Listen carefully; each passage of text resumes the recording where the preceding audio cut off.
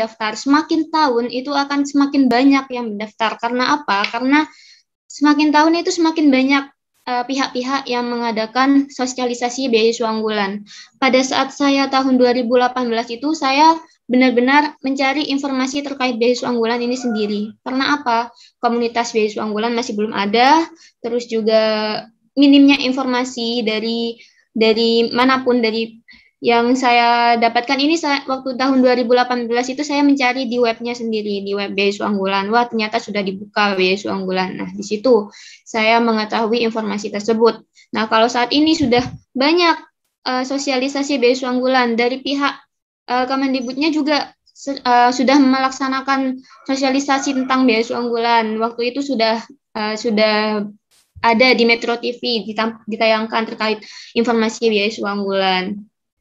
Nah, di sini ada beasiswa unggulan. Beasiswa unggulan ini merupakan salah satu beasiswa yang diberikan oleh pihak Kementerian Pendidikan dan Kebudayaan, Riset dan Teknologi Republik Indonesia kepada insan manusia, insan Indonesia yang cerdas dan kompetitif sesuai dengan tagline-nya ini. Nah, cerdas dan kompetitif maksudnya bagaimana? Ya, bagi teman-teman di sini yang memiliki prestasi, baik akademik ataupun non-akademik, baik teman-teman di sini yang aktif di organisasi, silahkan mendaftar di beasiswa unggulan, seperti itu.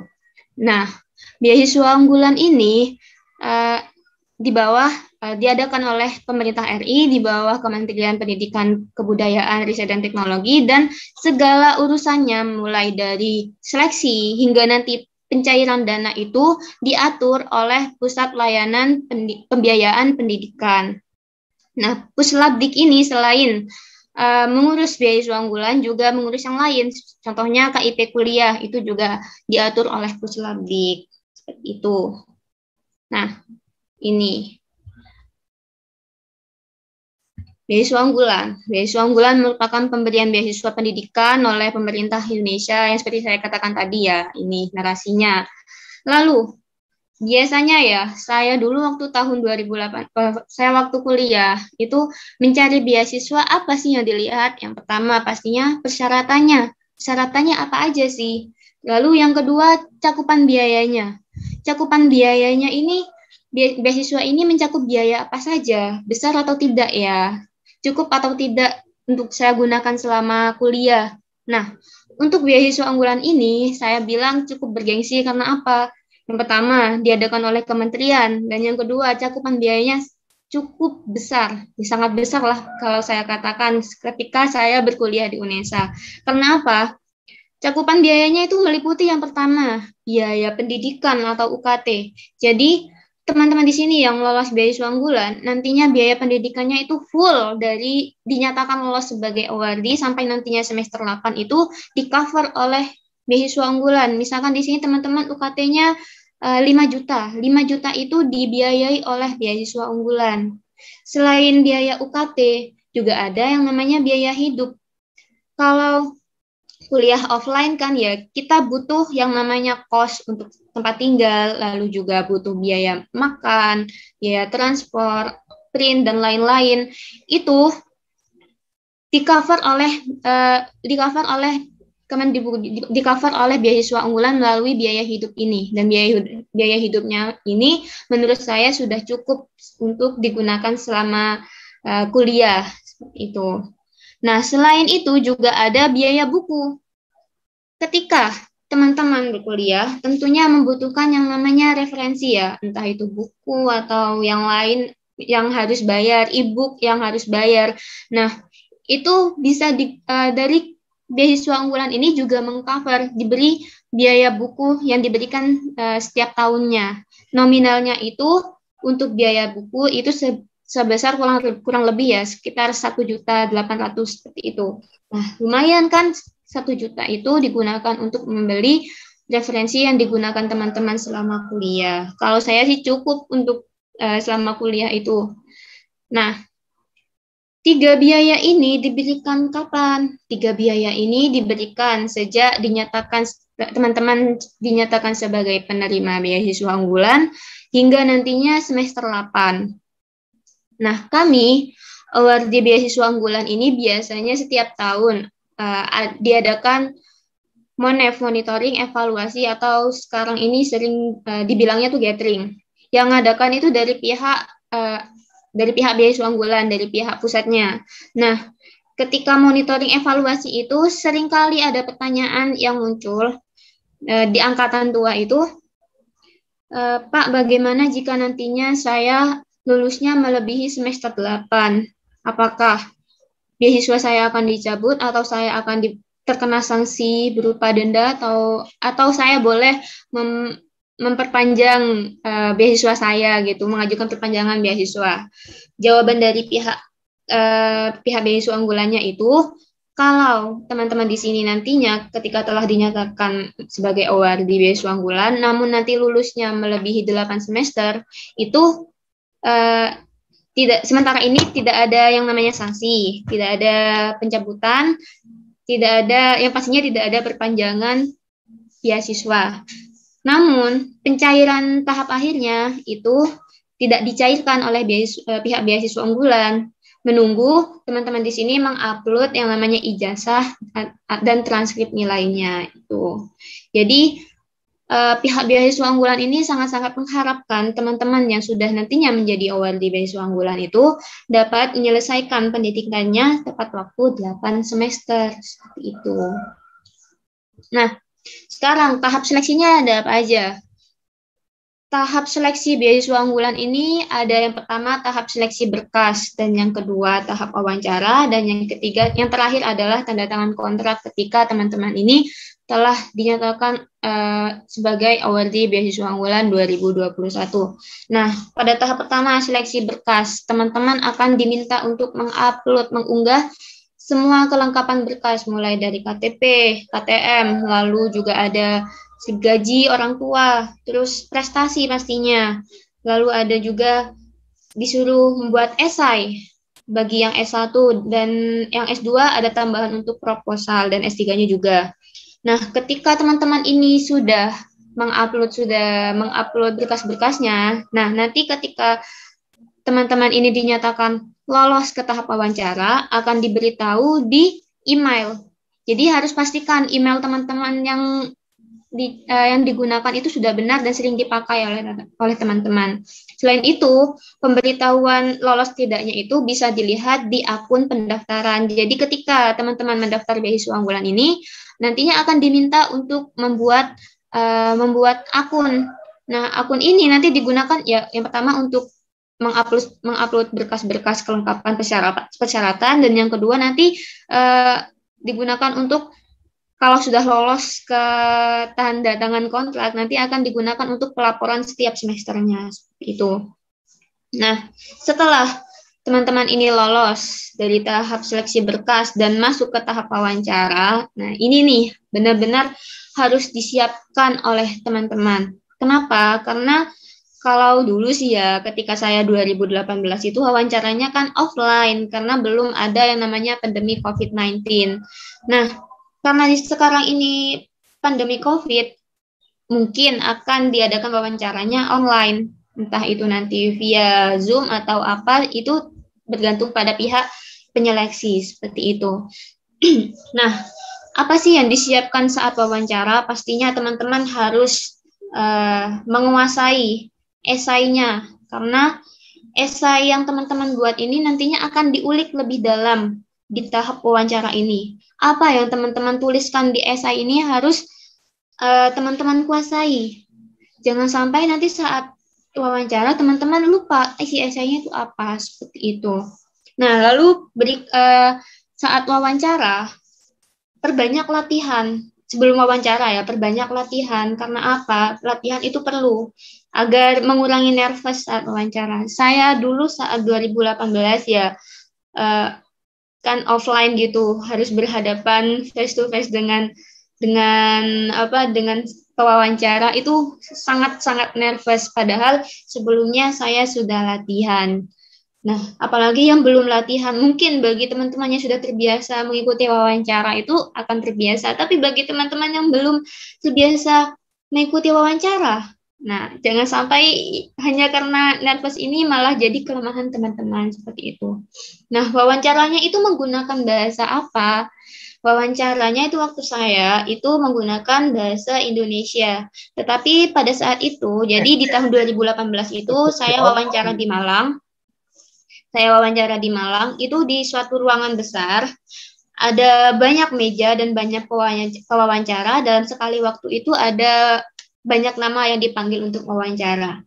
Nah, di meja sebelah saya itu ada yang diwawancara menggunakan bahasa Inggris. Nah, saya kurang tahu sih ya, itu uh, bagi yang S2 atau mungkin untuk S2 atau S3 atau yang prodinya bahasa Inggris gitu wawancaranya menggunakan bahasa Inggris. Tapi selama saya dan teman-teman saya yang S1 itu yang lolos ke tahap wawancara ini rata-rata yang menggunakan bahasa Indonesia seperti itu. Nah, ketika teman-teman sudah melaksanakan wawancara, pengumumannya sama, pengumuman lolos atau tidaknya itu nanti akan diumumkan melalui email, melalui emailnya atau melalui akun pendaftaran tadi. Jika teman-teman ini lolos dari tahap wawancara, ya selamat, Anda telah menjadi awardee BU 2021. Silahkan datang ke tanda tangan kontrak.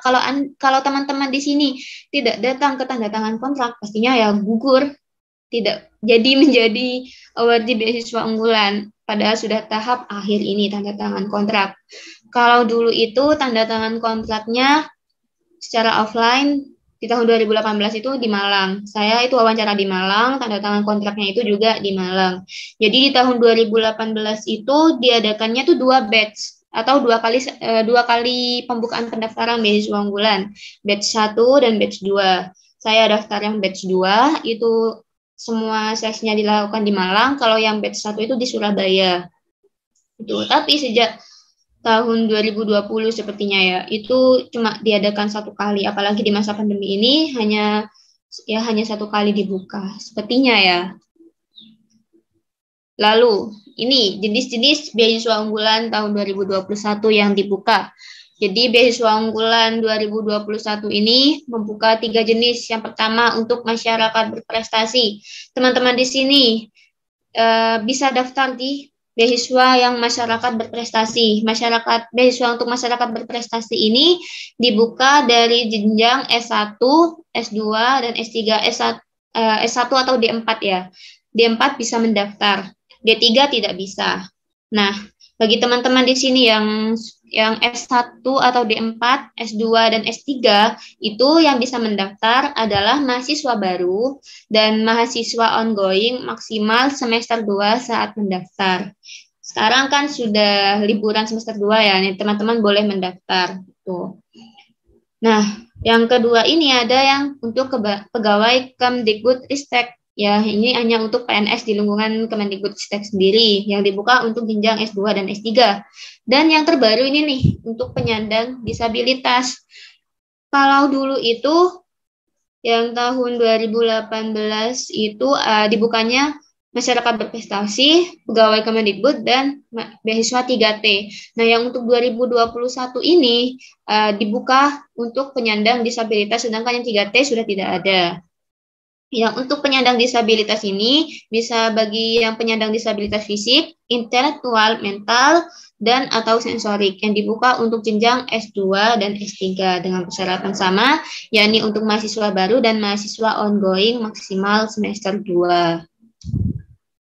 Lalu persyaratannya apa saja? Ini saya ambil dari websitenya beasiswa unggulan ya. Persyaratannya itu ada persyaratan umum dan persyaratan khusus. Untuk persyaratan umumnya ini ada beberapa hal. Yang pertama itu diutamakan memiliki sertifikat yang membuktikan prestasi akademik ataupun non-akademik di tingkat internasional dan atau nasional. Kalau saya prestasi yang saya miliki hanya sampai tingkat kabupaten atau tingkat provinsi bagaimana? Tidak apa-apa, silakan mendaftar. Tingkat kabupaten pun silakan mendaftar. Hanya peserta pun silakan mendaftar. Karena saat saya dulu tahun 2018 itu mendaftar, yang saya itu tidak menang tingkat nasional. Saya tidak punya sertifikat tingkat nasional, tidak punya kejuaraan tingkat nasional ataupun internasional. Yang saya gunakan adalah sertifikat juara tingkat kabupaten, dan sertifikat peserta tingkat provinsi, lalu juga semifinalis Biokompak season berapa ya itu. Pokoknya ketika saya SMA, saya sempat lolos Olimpiade Biologi yang diadakan Biologi UNESA dulu. Saya lolos ke tahap semifinal. Itu kan mendapatkan sertifikat. Nah, itu saya gunakan untuk mendaftar beasiswa unggulan. Nah, saya tidak punya sertifikat prestasi berupa akademik ataupun non-akademik, tapi saya ikut banyak organisasi. Apakah saya bisa mendaftar? Daftar saja. Bisa kok diupload itu sertifikat. Misalnya sudah keluar SK-nya ya, silakan diunggah SK-nya itu.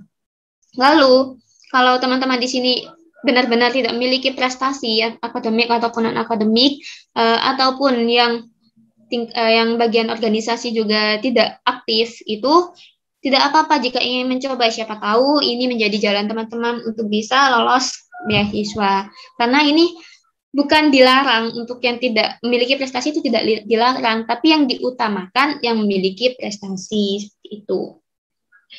Karena ada satu teman saya itu yang katanya sih tidak, waktu mendaftar itu tidak memiliki prestasi apapun, tapi ya coba aja mendaftar dan alhamdulillah dia lolos itu. Dan yang kedua, mendapatkan rekomendasi dari institusi terkait seperti tadi yang dikatakan oleh Bu Siva. Bu Siva memberikan rekomendasi. Nah, itu rekomendasi kalau yang mahasiswa baru kan saya masih belum kenal dosen Kak, belum kenal petinggi-petinggi kampus bagaimana. Kalau untuk mahasiswa baru bisa meminta surat rekomendasi kepada kepala sekolah SMA. Itu, silahkan minta rekomendasi kepada kepala sekolah SMA. Lalu, apakah surat rekomendasi hanya harus minta ke pihak fakultas? Kalau dari beasiswa unggulan ini tidak dibatasi ya. Pokoknya sesuai dengan institusi terkait. Kalau saya dulu itu meminta kepada dosen itu, pembina Ormawa, karena saya dulu ketika mendaftar, saya merupakan anggota HMJ, saya minta ke pembina Ormawa, seperti itu. Nah, dan yang ketiga, itu tidak sedang menerima beasiswa sejenis dari sumber lain. Pertanyaannya sering muncul itu, saya penerima KIP kuliah, apakah bisa saya mendaftar beasiswa unggulan? Ya, tentu saja tidak bisa. Karena cakupan biaya yang diberikan oleh KIP kuliah itu sama seperti beasiswa unggulan. Nah, kalau teman-teman di sini mendapatkan beasiswa lain, misalkan beasiswa penelitian ya, silakan boleh mendaftar di beasiswa unggulan, karena beasiswa unggulan kan tidak memberikan beasiswa terkait penelitian seperti itu, atau pokoknya yang tidak mencakup biaya UKT, biaya hidup, dan biaya buku, silakan mendaftar itu. Nah, yang nomor 4, diterima pada perguruan tinggi dalam negeri yang telah terakreditasi B atau sangat baik. Mbak moderator, di sini pesertanya dari FMIPA saja atau dari luar juga ada? Halo? Dari FMIPA sepertinya, Mbak. Sebagian besar dari FMIPA ya. Nah, kalau di FMIPA ini sudah pasti bisa, karena akreditasi kampus juga sudah A, dan akreditasi di prodi selingkuh FMIPA ini juga sudah A sepertinya. Nah, lalu untuk yang penyandang disabilitas ada tambahan persyaratan umum, yakni ada surat keterangan dokter atau ahli atau lembaga relevan yang menyatakan atau menerangkan sebagai penyandang disabilitas sesuai dengan ragam penyandang disabilitas tadi itu, dan menandatangani yang keenam, menandatangani surat pernyataan yang menyatakan bahwa dirinya benar-benar termasuk ke dalam mahasiswa berkebutuhan khusus, seperti itu.